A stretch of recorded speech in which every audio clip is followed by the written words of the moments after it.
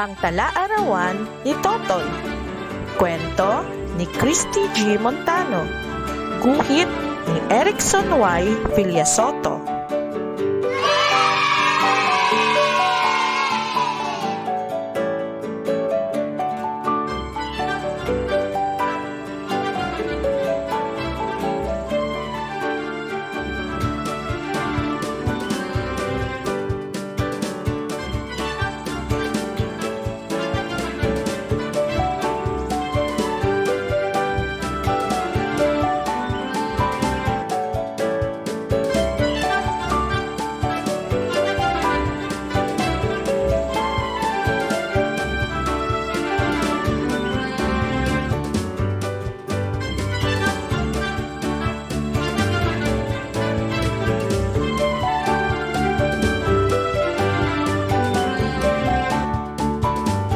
Tala-Arawan ni Totoy.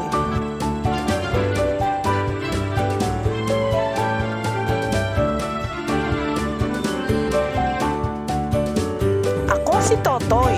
Ako ay isang batang lalaki.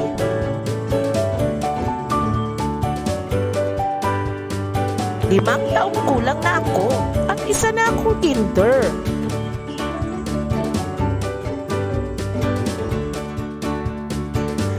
Halina't samahan ako sa aking isang linggong karanasan kasama ang aking pamilya. Linggo. Tuwing linggo, nagsisimba kaming mag-anak.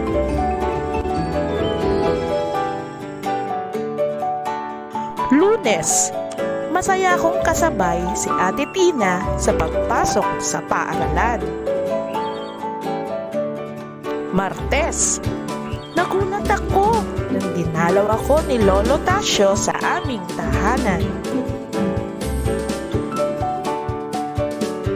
Miyerkules.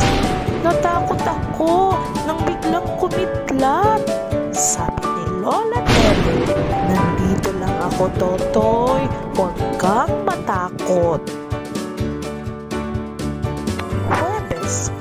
Malungkot si Bunso dahil nagkasakit ako. Biyernes, isinama ko ni Tita Tess sa pamamalengke. Sabado, isang simpleng salo-salo ang naganap sa aming pamilya. Napakasaya, nakasama sila.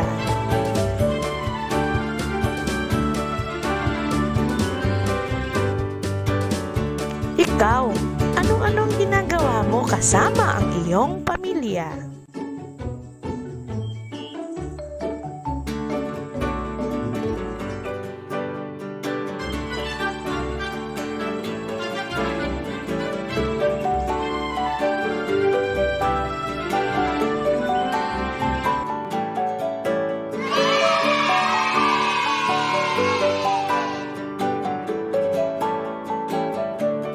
Sino ang batang lalaki sa kwento?